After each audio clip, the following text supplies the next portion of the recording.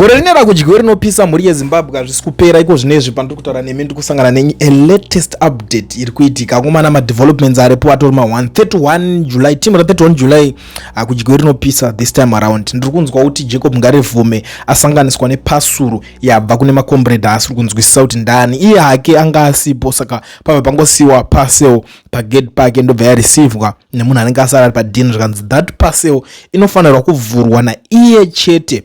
Payabva yauya ndobva ati vanhu vhurai that parcel muone kuti mune chii mupasel macho, ndobva vanyatsoivhura mune zvakanaka, ndo pavabva vaona muine matoto embwa. Yes, I mean matoto embwa ndo anga ari momo, and makanyorwa note yanga iri momo yakanzi next time this parcel kungoivhura it will be boom. Ndo zvinhu zvanga zvirimo hazvina kumira zvakanaka mhuri yeZimbabwe. 31 July iri kudiscouragwa zvakaomarara, especially nethis regime iripo. Vari kutry kuifighta, they are in a panic mode zvekutodaro, zvekutoti even handizivi kuti zvichange zvichipera zvakaita sei. Masurprises here, pane zvimwe here zvichange zvakarongeranwa ikoko here. You know one thing chinondotira fani ndechekuti I recently saw a video, an interview yakaitwa naMnangagwa achitaura kuti I'm not a guy who can be intimidated, but if you look at the actions iri kuitwa netimu rake atori mafanizi chacho. Ukaona vanhu vakusvika pane this extent yekuti hana dzakurova to this extent anenge ari ma1. In short, mhuri yeZimbabwe ndiri kuti kudie. Political activist Jacob Ngarivhume says he received a threatening message today after an unknown person reportedly came looking for him at his home this afternoon. According to Ngarivhume, he was not at home at the time and the individual left behind a parcel claiming it was meant for him. He said the parcel was later inspected and was found to contain what appeared to be dog feces and another unidentified substances, along with a handwriting note that read, "Next time the parcel will go boom."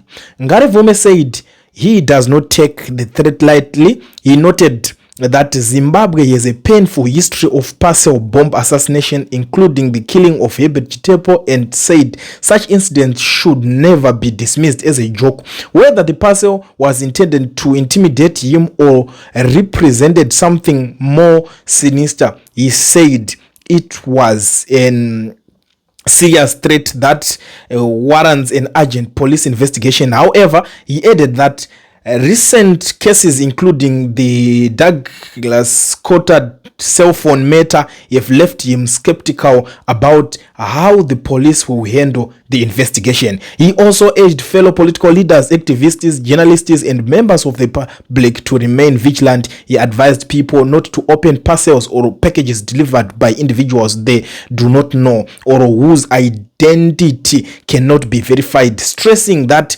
personal safety should always come first. Despite the incident, Ngarivhume said he would not be intimidated into silence and would continue to peacefully advocate for constitutionalism, justice, and democracy. He added that those who resort to threats and intimidation only expose the weakness of their ideas. Vakomana vacho vari kuratidzawo kusavhundutsirwa zvekumhanya, but aiwaka inini mhuri yeZimbabwe handakuya kunodziwadza nyaya idzi, ndangoya kuti ningokuzivisai zvinhu zviri kuitika zvinenge zvakusangana nevanhu, because taakunosvika taakunoteremuka taakunosvika pa31 pacho pachange pachapisa pachabvira. And you know the funny thing is what you know, I've been hosting a lot of people on my platform. I've been hiding as well, because you know these guys they know where my studio is, so they know. So I don't know what is gonna happen. So I'm gonna be hiding. I remember last time they came to my studio and they were like, we are looking for a certain guy. Luckily I was tipped off by someone else, That guy really saved me a lot up to date. So after shifting, relocating to different locations, changing the studio places, you end up washika pakuti indigenous naneta, because at the end of the day there is no way pakuti unobva munzvimbo wajaira kugara for the past 10 years takaroka. South Africa is not an easy place to stay kuti unganonasi kubva kuti ndasumuka ndadopinda muJoburg, ndasumuka ndadopinda muPretoria, ndasumuka zvopedzera zvakunetsa zvakuchitsa. Saka but manje chinotira funny is because of these guys ana Ngarivhume. Uchitovhura hombe uchinatsoziva kuti vari kuziva padheni pako mahwani wayo, wobva waramba uchigara futi padheni pako kuti chikidzirwa ndeseba vakashinga varume. Kana makore avanozonga kugariswa mukati zvinhu zvinongotyisa. But this message yatoita kuti ndibva ndatongobudikirawo ndichitoudza maZimbabweans, akomana please uchiziva kuti you will be that kind of guy wokuti uchange uchida kuparticipate in anything that is about to come, make sure kuti havazive padheni pako kana kuti uchatama musi wacho, because taneta kumana nekungoti mangwana takuti yowe ndibuditsa iningi kani chimuregereraiwo raiti kwacho. Zvinhu zvokuti zvinenge zvakuzosiririsa vedwe.